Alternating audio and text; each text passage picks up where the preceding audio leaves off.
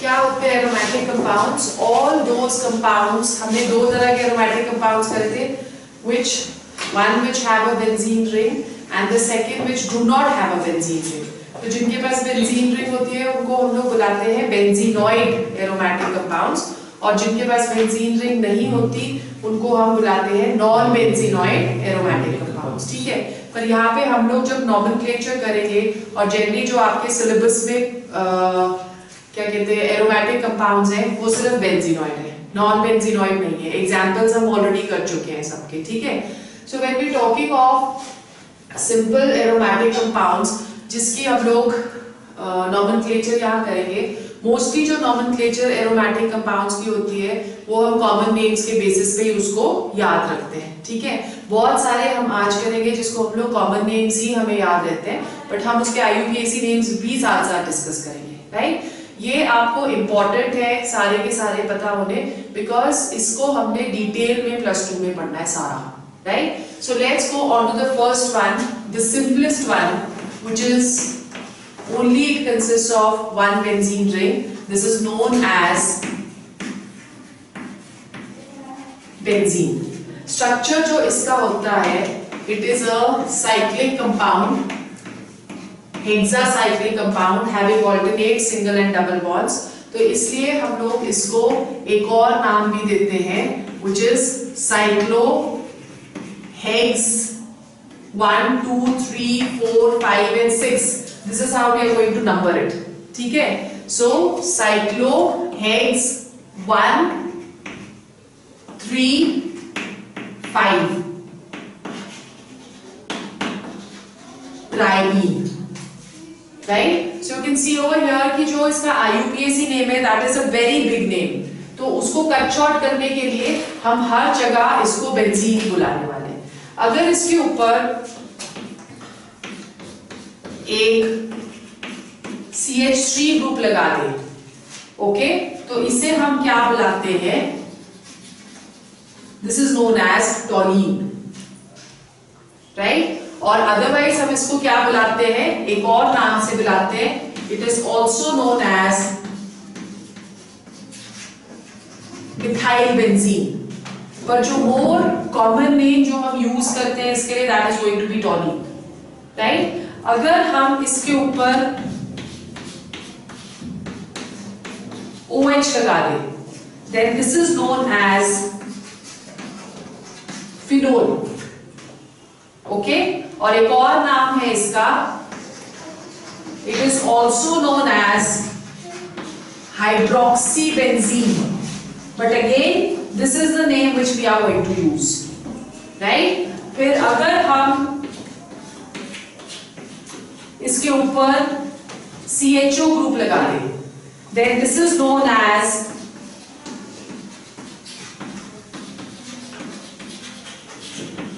Benzaldehyde, ठीक है, benzaldehyde. अगर हम COOH ग्रुप लगा दें, then this is called benzoic acid,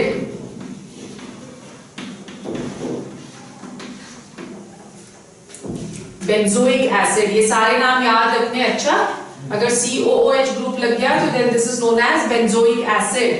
अगर इसके ऊपर NH2 ग्रुप लगा दें, then this is known as aniline, ठीक है, this is known as aniline। अगर हम इसके ऊपर COCH3 ग्रुप लगा दें, then this is known as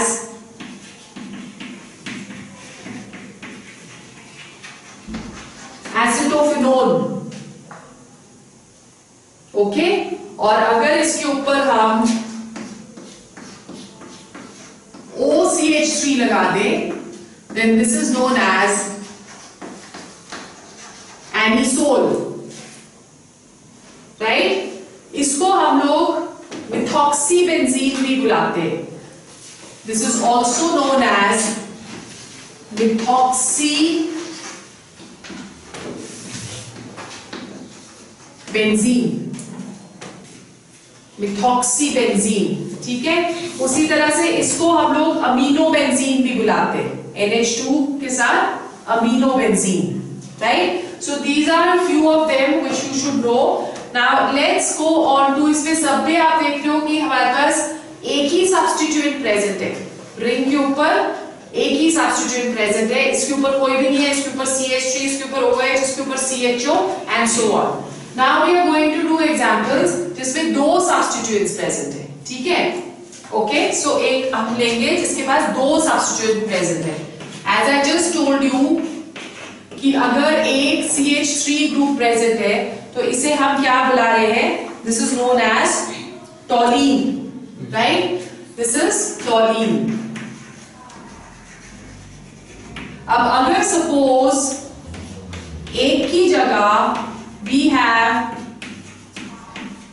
to methyl groups present, अगर दो मिथाइल ग्रुप्स प्रेजेंट होते हैं तो उसको हम क्या बुलाते हैं, ज़ाइलीन। अच्छा, अब बेंजीन रिंग में आपको याद रखना है कि अगर ये वाला सब्स्टिट्यूएंट प्रेजेंट है तो with respect to this is known as the ortho position, right. With respect to this we are saying this is known as the ortho position, this is known as the meta position and this is known as the para position, right। so ये para आ गया तो ये भी ortho हो गया। तो एक substituent के साथ हमारे पास दो ortho positions present रहती है, एक meta position present रहती है और एक para position। ओके, अब यहाँ पे आप देख रहे हो कि जो दूसरा substituent हमने लगाया that is at the ortho position, so this is known as orthoxylene। If there are two methyl groups present, then the name given is xylene. This is known as orthoxylene। अगर यही हम position बदल दें, ये CH3 आ गया और ये CH3 आ गया, तो इसे फिर हम क्या बुलाएंगे, पैराजाइलीन, बिकॉज जो दूसरा वाला है उसकी पोजीशन हमने चेंज कर दी है, ठीक है। Then that is known as paraxylene। फिर उसके बाद अगर CH3 ग्रुप्स प्रेजेंट है at 3 ग्रुप्स, एक यहाँ पे प्रेजेंट है, एक यहाँ पे प्रेजेंट है और एक यहाँ पे प्रेजेंट है, 3 सब्स्टिट्यूएंट्स प्रेजेंट हो गए, then this is known as mesitylene।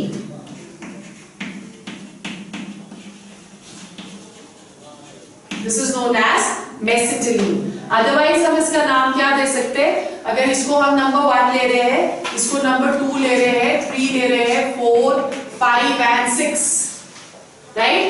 अगर हम 6 ले रहे हैं तो इसमें आप देख रहे हो थर्ड पोजीशन पे प्रेजेंट है एक मिथाइल ग्रुप, फिफ्थ पोजीशन पे प्रेजेंट है और एक फर्स्ट पे है, तो इसको हम ये नाम भी दे सकते हैं 1, 3, 5 try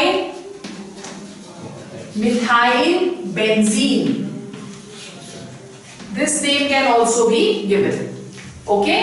This is mesitylene or 1,3,5 tri methyl benzene। अब अगर हमारे पास सपोज लॉन्गर चेन्स प्रेजेंट रहती हैं, जैसे फॉर एग्जांपल हमारे पास है CH2 CH2 CH3, ओके, तो हम जो नेम करेंगे इन सब में आप क्या देख रहे हो कि ये जो चेन्स है ये इनको हमने सब्स्टिट्यूएंट्स दिया ना, जैसे हमने इसको नाम दिया था मिथाइल बेंजीन, सो हमने इसको सब्स्टिट्यूएंट्स लिया। पर अगर हमारे पास एक लॉन्गर चेन प्रेजेंट है तो रिंग को एज अ सब्स्टिट्यूएंट लेते हैं, तो यहाँ पे हम लोग क्या नाम देंगे, जब रिंग को एज अ सब्स्टिट्यूएंट लेते हैं the name given is phenyl, okay. So this is going to be 1 phenyl propane। This is going to be the IUPAC name, yes, right? So we have 1 phenyl propane, okay। अगर ये chain हम थोड़ी सी change कर रहे हैं हम इसको, कि हमारे पास आ गया CH, CH3 and CH3। Now you can see that second position पे phenyl ring present है या benzene ring present है, तो इसका क्या नाम आ जाएगा फिर 2 phenyl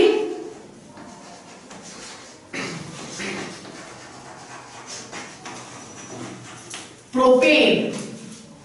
इसका नाम क्या आ गया 2 phenyl propane, राइट. अदरवाइज जो इसका कॉमन नेम होता है, it is known as cumene. The common name of this, it is known as cumene. If there are two benzene rings present fused together,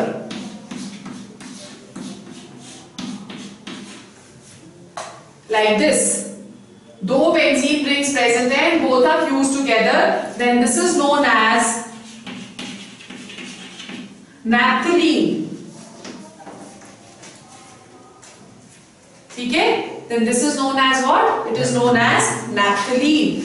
अगर तीन rings present है fused together,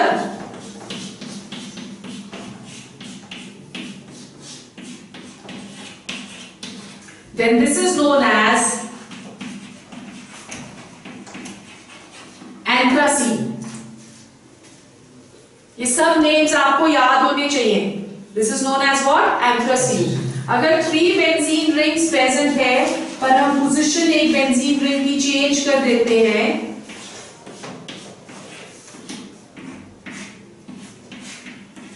इस तरह से, ओके, तो इसको हम क्या बुलाएंगे?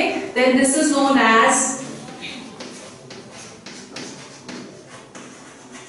फिनाइल्फ्थलीन. ओके, तो अगर दो रिंग्स प्रेजेंट है तो नैप्थलीन, अगर तीन रिंग्स प्रेजेंट है तो एंथ्रासीन, और अगर तीन रिंग्स प्रेजेंट है पर थर्ड रिंग की हम लोग पोजीशनिंग चेंज कर रहे हैं, then that is known as phenolphthalein. Got it? So these are some of the examples in which only you can see हमने मिथाइल ग्रुप्स ही लगाए हैं. Now we are going to take certain more other substituents than the phenyl groups. Okay, so हम लोग अब चलते हैं. We are going to phenol. We have just done this. Phenol has only one functional group, ठीक है, which is OH. This is known as phenol. अगर इसके साथ हम लोग CH3 लगा दें, that is we have OH over here and we have CH3. CH3 over here is present at the ortho position, so this is known as orthocresol. Okay, it is known as orthocresol. इसकी position अगर हम Meta पे ले जाएंगे तो Meta cresol हो गया, और अगर हम पैरा पे ले जाएंगे तो then it is going to be what? Para cresol. अगर हमारे पास दो OH ग्रुप्स प्रेजेंट है, एक OH यहां पे और एक OH यहां पे, then this is known as कैचोल.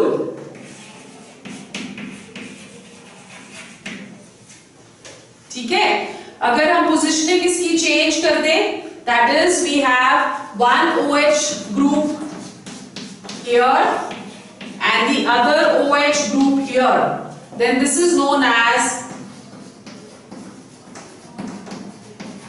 resorcinol. Okay, और अगर हमारे पास एक OH ग्रुप इधर प्रेजेंट है और एक OH ग्रुप इधर प्रेजेंट है, then this is known as quinol.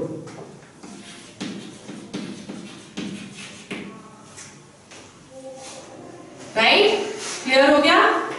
Okay, अब अगर हमारे पास एल्डिहाइड्स भी इस तरह से प्रेजेंट हो, फॉर एग्जांपल हमारे पास दो COOH ग्रुप प्रेजेंट है, एक COOH ग्रुप अगर प्रेजेंट होगा तो इसको हम क्या बुलाएंगे? Benzoic acid.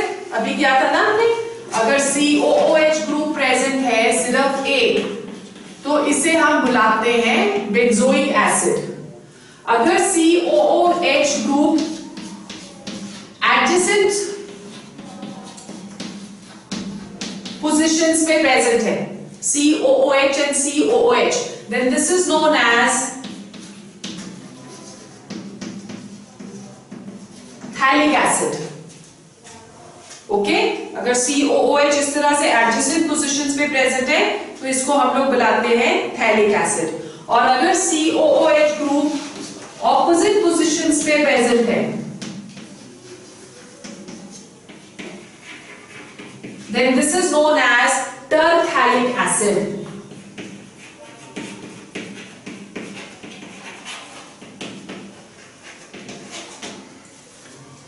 This is known as terphthalic acid. Okay, so for this class I think इतने common names आपके लिए more than sufficient है. तो इनको आपने properly जितना भी हमने nomenclature करा है, please do it in detail so that we can do a few questions in the next section. So today we go on to our next topic, which is isomerism. The second topic of this chapter, which is isomerism.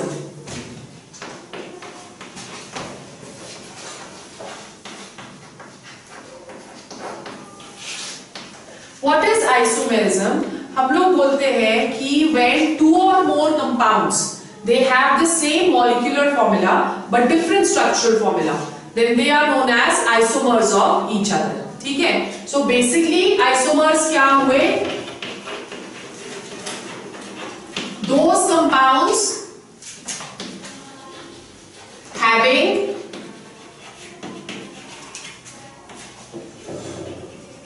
same molecular formula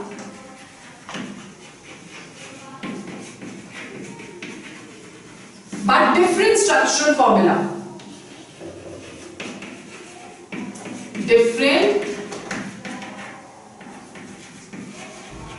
structural formula, then they are known as isomers and the process is known as isomerism.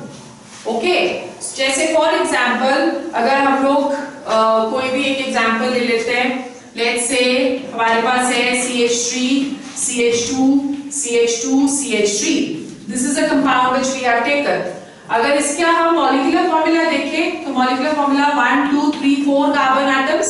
So we have C4 or 3, 4, 5, 6, 7, 7 and 3, that is 10 hydrogen atoms. So we have C4H10. This is the molecular formula. अब इसका अगर हम structure change करना चाहें तो हम इसको एक कंपाउंड जो एग्जिस्ट करेगा वो इस तरह से भी एग्जिस्ट कर सकता है.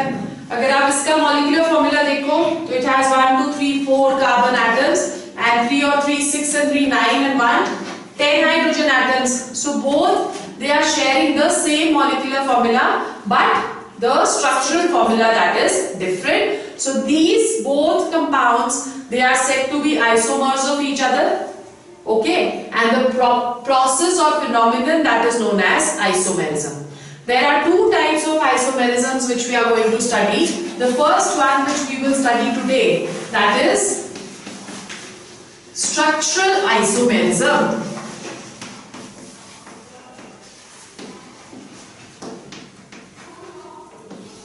Structural isomerism में again compounds having same molecular formula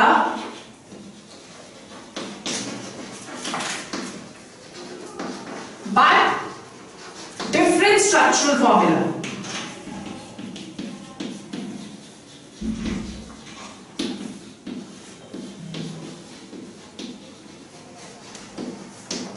That is structural isomerism. Structural isomerism may be of the following types. The first structural isomerism that is known as chain isomerism. देखो क्या होता है? Chain isomerism in which the molecular formula is same. In which the molecular formula is same, but the structures are different.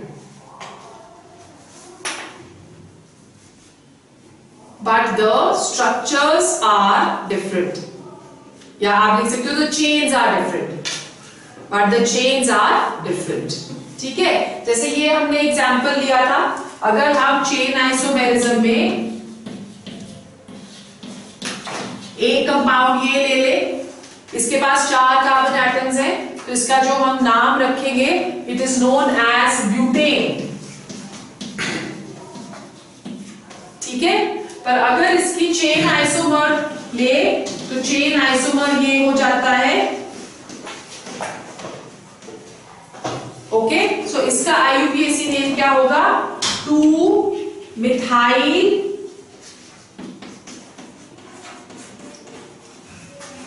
propane. 2-methyl propane. Clear हो गया? So this is butane and this is two methyl propane. इसको हम एक और तरह से, ये तो IUPAC नॉमेनक्लेचर हो गया ना, इसको हम एक और तरह से भी लिख सकते हैं। This is known as n butane. N butane का मतलब normal butane, okay, and this is known as what? It is known as isobutane. ठीक है, this is known as what? Isobutane. अब आप एक चीज इसमें समझो before going further on this. जब भी हम एक कार्बन एटम लेते हैं, उस कार्बन एटम को हम क्लासिफाई करते हैं into 3 types. The first one which is known as primary carbon atom. ठीक है, प्राइमरी कार्बन एटम का मतलब क्या हुआ, या इसको हम 1 डिग्री भी बुलाते हैं, प्राइमरी कार्बन एटम और 1 degree carbon atom. 1 degree carbon atom वो हुआ which is attached to 4 tetravalent होता है ना वो, तो this is attached to the first position और इसके साथ आप देख रहे हो 3 hydrogens attached. So such a carbon atom that is known as a normal carbon atom or it is known as a primary carbon atom. तो इसलिए यहाँ पे भी आप देखोगे तो अगर हम इस कार्बन एटम को ले रहे हैं तो ये कार्बन 3 हाइड्रोजन्स के साथ अटैच्ड है, ओके, सो इसलिए it is known as normal और 1 डिग्री कार्बन एटम। अगर हमारे पास कोई एक कार्बन एटम है दैट इज अटैच्ड टू, जैसे हमने ये ले लिया CH3, H और H, राइट। अब ये वाला कार्बन एटम जो है ये 2 मिथाइल ग्रुप्स के साथ अटैच्ड है, तो इस वाले कार्बन एटम को हम क्या बुलाएंगे? सेकेंडरी कार्बन एटम और 2 degree carbon atom. So this is known as iso. जैसे आप यहाँ पे देख रहे हो, अगर आप इस वाले कार्बन एटम के साथ देखोगे तो इसे हम क्या बुला रहे हैं? This is known as iso, right. अगर हमारे पास कार्बन एटम है 3 डिग्री कार्बन एटम और this is also known as tertiary carbon atom. The tertiary carbon atom that will be attached to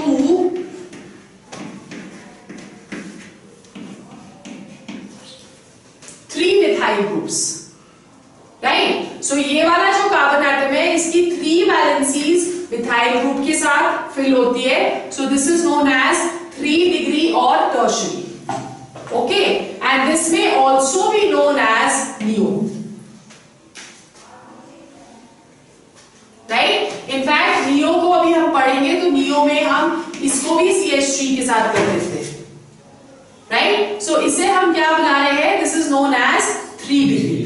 ये 2 डिग्री हो गया क्योंकि दिस इज एट द, जो भी फंक्शनल ग्रुप इस पे लगेगा वो सेकंड पोजीशन पे लग रहा है। ये 3 डिग्री हो गया क्योंकि कोई भी फंक्शनल ग्रुप अगर लगेगा वो 3rd पोजीशन पे लग रहा है। Got it? फर्स्ट में क्या हो रहा है? हमारे पास इस तरह से कार्बन के 4 होते हैं। फर्स्ट में क्या हो रहा है? All are attached to carbons, right, और maybe one of it is attached to the methyl group, it is a normal chain. एक में हमारे पास क्या हो रहा है? We have 2 positions which is attached to the methyl group, so this is known as secondary. और एक में क्या हो रहा है? 3 positions are attached to the methyl group और alkyl group, so this is known as tertiary, okay.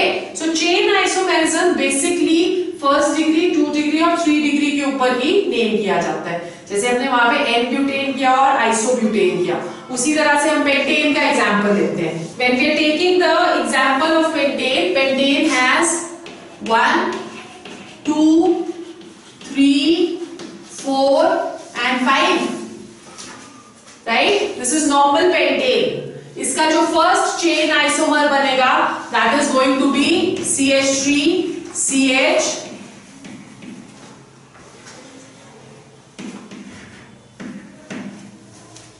that is going to be this with 5 carbon atoms, right? अब ये वाला जो यहाँ पे कार्बन एटम है that is going to be the 2 degree carbon atom, right. तो इसे हम क्या बुलाएंगे? IUPAC नेम पहले लिखो, 1 2 3 4, 2 मिथाइल ब्यूटेन, ठीक है, this is known as 2-methyl butane, or otherwise this is known as what? It is known as isopentane. इसका एक और आइसोमर बन सकता है CH3C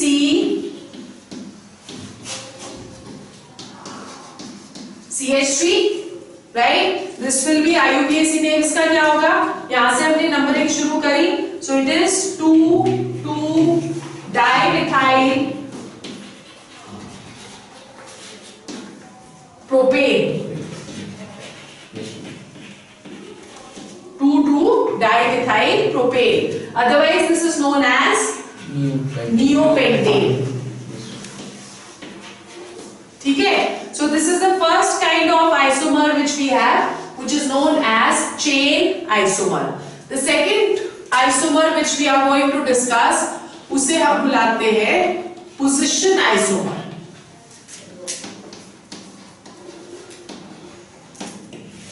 Position isomer. लिखो क्या होता है position isomer?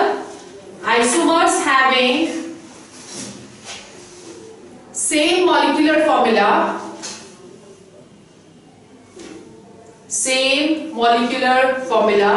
but the position of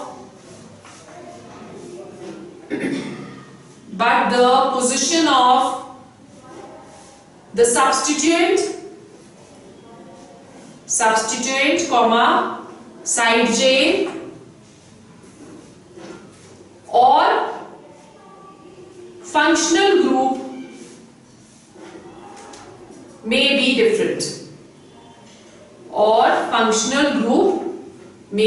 different. ठीक है? अब यहाँ पे पोजीशन डिफरेंट हो जाती है. जैसे अगर हमारे पास है CH3C CH3H CH2 CH2 CH3. Suppose this is our compound, right? अब यहाँ पे अगर हम नंबरिंग करेंगे, so this will be second number coming to the methyl group. तो नाम इसका क्या हो गया? 2-methyl 1 2 3 4 5 pentane, right? इसके आइसोमर में क्या होगा कि जो मिथाइल ग्रुप है उसकी पोजीशन चेंज हो जाएगी. So we have CH3 CH 2 CH CH3 CH2 CH3. ठीक है? Now you can see that the position of the substituent has changed. So this is known as 3-methyl pentane. Okay? So position of the substituent has changed over here. Similarly, position of the functional group may also change. Right? So we are saying that the position of the functional group may also change. जैसे हमारे पास हो गया CH3 CH OH CH2 CH3. This is known as propane 2-ol. This is the IUPAC name.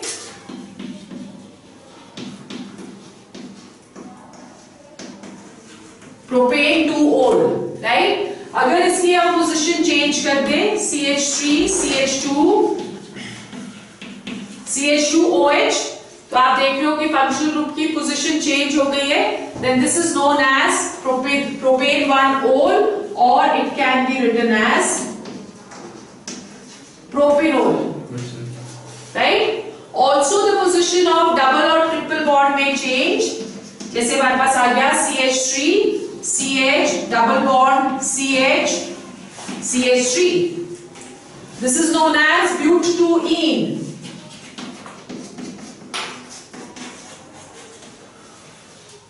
Okay? और अगर हम इसकी position change कर दें CH3 CH2 CH double bond CH2, then this is known as butene. The double bond now comes to the first position. ठीक है? So चाहे तो पोजीशन फंक्शनल ग्रुप की, डबल बॉन्ड की, ट्रिपल बॉन्ड की, substituent की, किसी की भी पोजीशन जो है या साइड चेन की, किसी की भी पोजीशन अगर चेंज होगी, then the isomer that is known as what? It is known as position isomer. ठीक है? फिर उसके बाद जो नेक्स्ट टाइप ऑफ आइसोमर हमारे पास आता है स्ट्रक्चरल आइसोमेरिज्म में, that is known as functional group isomerism, the third one, right? So हमारे पास the third type of structural isomerism, that is known as functional isomerism. लिखो क्या होता है? Functional isomers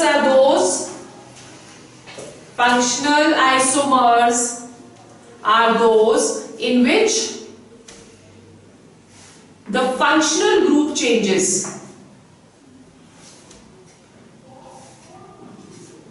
In which the functional group changes. ठीक है? But the molecular formula remains the same. But the molecular formula remains the same. जैसे for example, अगर एक compound लें, right, this is alcohol, because इसमें जो फंक्शनल ग्रुप प्रेजेंट है वो अल्कोहल है। मॉलिक्यूलर फॉर्मूला अगर आप इसका देखो तो it is C2H6O, this is the molecular formula. और IUPAC नेम अगर हम इसका देखें तो it is known as ethanol with 2 carbon atoms। इसका जो आइसोमर होगा that is going to be this, right? Again इसका molecular formula देखो, C2 3 और 3 6 H6O, okay, but this is an ether, ये अल्कोहल था, this is an ether, और इसको हम क्या बुलाते हैं? IUPAC नेम है इसका methoxy methane, methoxymethan, this is the IUPAC name. Yes. Okay, so we can say from here that alcohols and ethers, they are functional isomers of each other.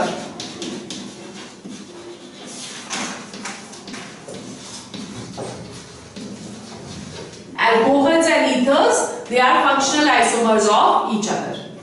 ठीक है? उसी तरह से let's take another compound. We have CH3, CH2, CHO. This is an aldehyde. CHO group is an aldehydic group. ठीक है? अगर हम इसका molecular formula देखें तो it is C3H6O. Yes, और अगर इसका IUPAC नेम देखें तो it is propanal. yes, okay, और अगर हम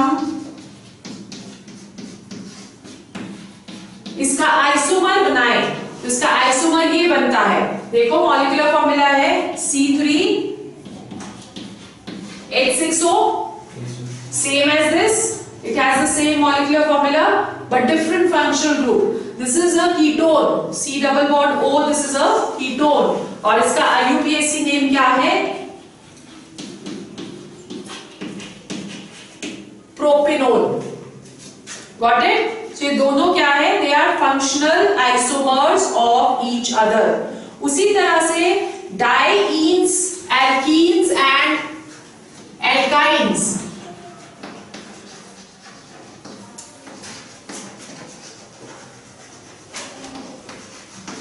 ये भी एक दूसरे के फंक्शनल आइसोमर्स हैं। जैसे let's take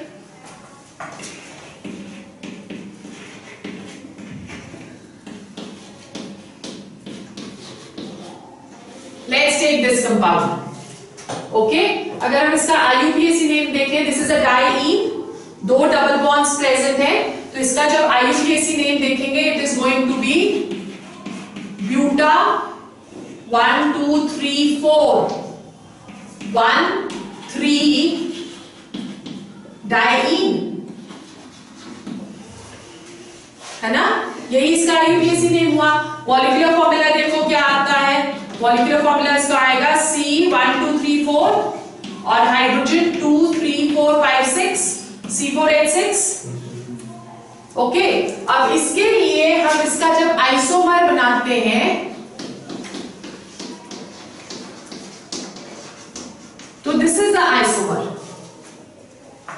okay, molecular formula इसका चेक करते हैं, क्या इसके जैसा है? 1 2 3 4 C4 3 4 5 6 8 6, so it's sharing the same molecular formula, पर ये एल्कीन है, डायईन है और ये एल्काइन है। इसका IUPAC नेम क्या आएगा?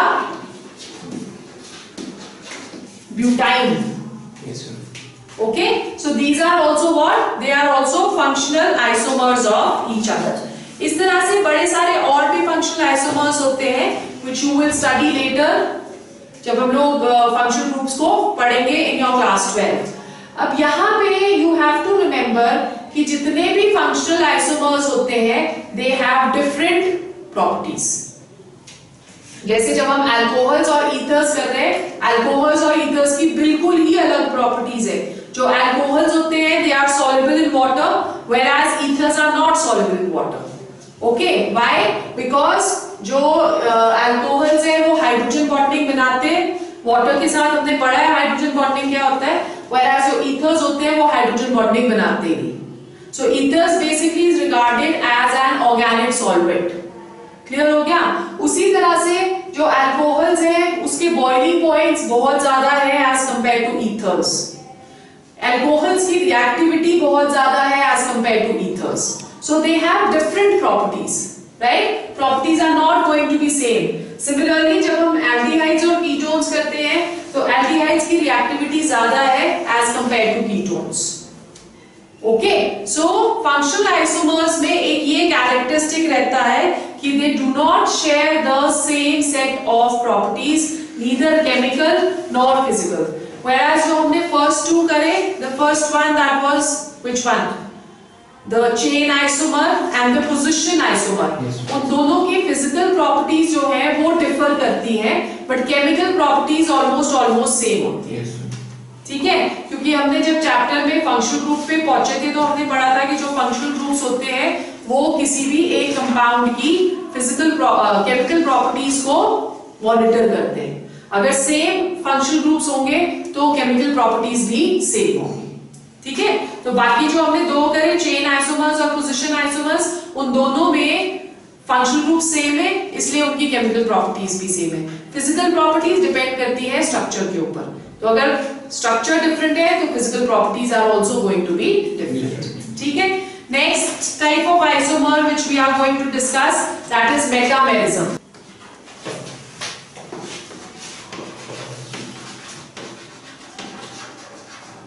लिखो क्या होता है metamerism? The compounds having same molecular formula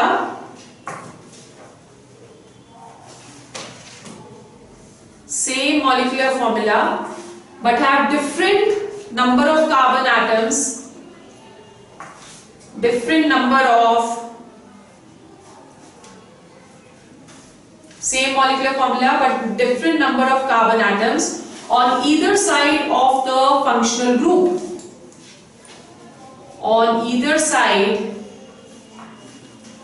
of the functional group. ठीक है, that is known as metamerism.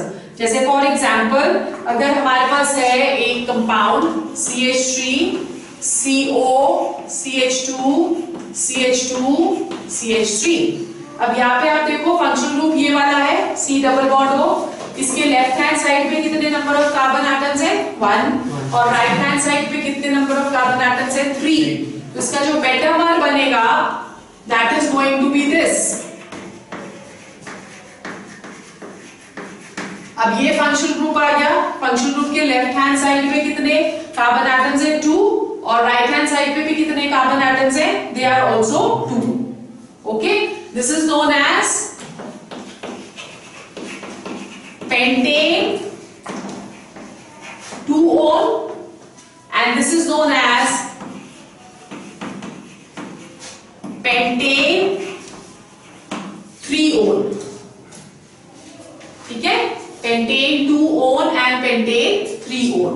Similarly, let's take another example. हमारे पास है CH3O CH2 CH2 CH3। Over here this is an ether, functional group ये आ गया centre में O। ठीक है, सो इसके लेफ्ट हैंड साइड पे कितने नंबर ऑफ कार्बन एटम्स है 1 और इसके राइट हैंड साइड पे कितने नंबर ऑफ कार्बन एटम्स है 3। ओके, तो इसका जो मेटामर बनेगा that is going to be this. अब यहाँ पे O के इस साइड कितने कार्बन एटम्स है 2 और राइट हैंड साइड पे कितने कार्बन एटम्स है 2। ठीक है, क्लियर हो गया। एग्जाम्पल इसका हम नेम किस तरह से देंगे, यहाँ पे जो छोटा ग्रुप होता है उसको एज ऑक्सी लेते हैं, तो ये मिथाइल ग्रुप छोटा ग्रुप है तो इसको एज ऑक्सी लेंगे, मिथॉक्सी, और जो लॉन्गर चेन होती है उसको एज एल्केन चेन लेते हैं, so this is going to be propane, methoxy propane, right. और यहाँ पे तो सेम ही है दोनों साइड, तो यहाँ पे इथ आ गया 2 carbon atoms, ethoxy ethane, clear हो गया। So one is methoxypropane and the other one that is ethoxyethane. These are known as metamers. Then the next, fifth, last type of structural isomerism, it is known as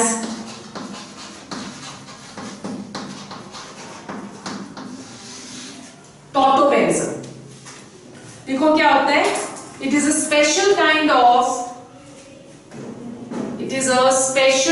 of functional isomerism in which the isomers differ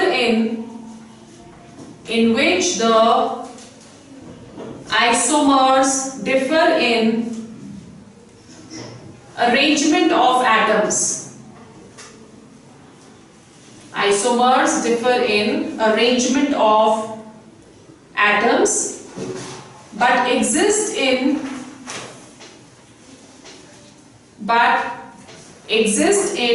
dynamic equilibrium with each other.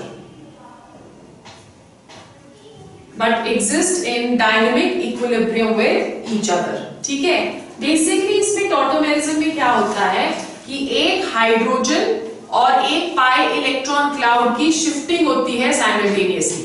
जैसे for example अगर हमारे पास एक ketone है, इसमें मैं इसको इस तरह से लिख रही हूं CH3 ग्रुप को, दिस इज अ कीटोन, इसका IUPAC नेम क्या हो गया,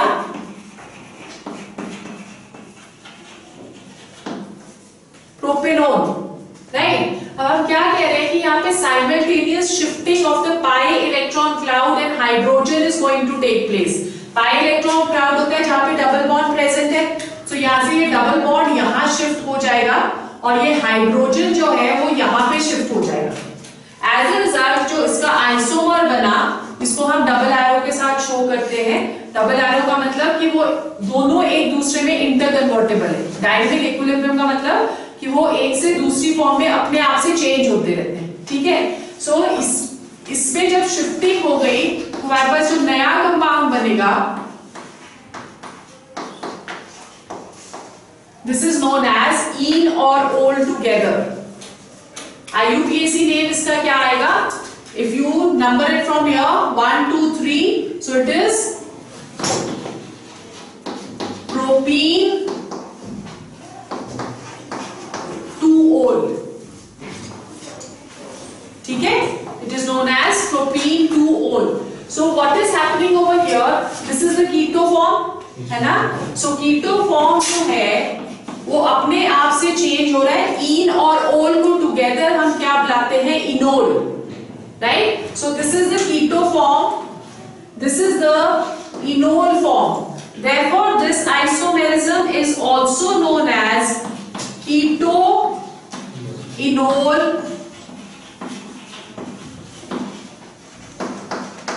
tautomerism.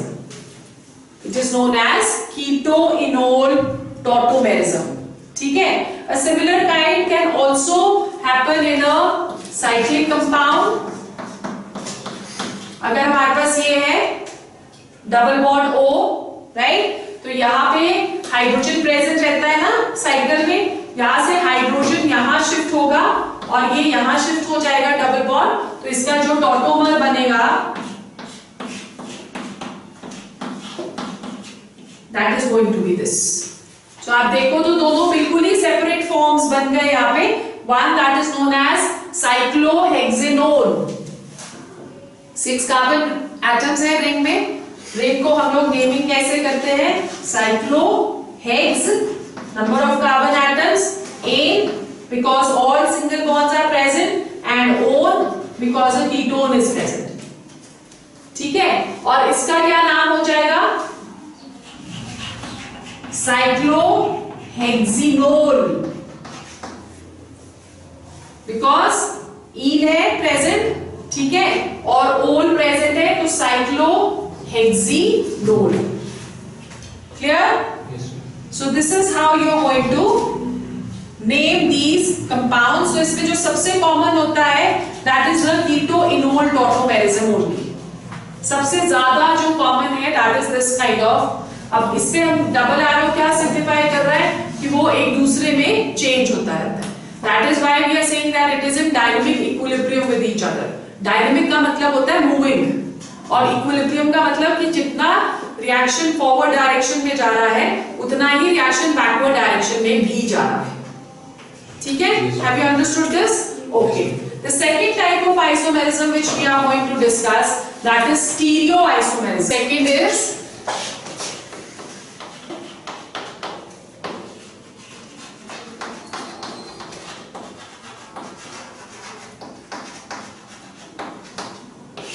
stereoisomerism. लिखो क्या होता है stereoisomerism? These are compounds having same molecular formula,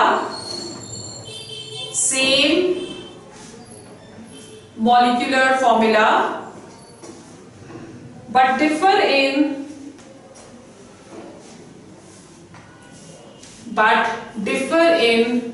relative positions of atoms, relative position of atoms or group of atoms in space, or group of atoms in space. इसका क्या मतलब हुआ? इसका मतलब हुआ कि हम लोगों ने पढ़ा था कि जब भी हम किसी भी एक ऑर्गेनिक कंपाउंड का स्ट्रक्चर करते हैं तो वो स्ट्रक्चर कभी भी 2 डायमेंशनल नहीं होता। That is always a 3-dimensional structure, which means कि 3 coordinates के अराउंड जितने भी substituents हैं वो अपने आप को 3 coordinates के अराउंड अरेंज करते हैं। ठीक है, so that is known as a 3-dimensional structure. उस स्ट्रक्चर को हम स्पेस स्ट्रक्चर भी बुलाते हैं।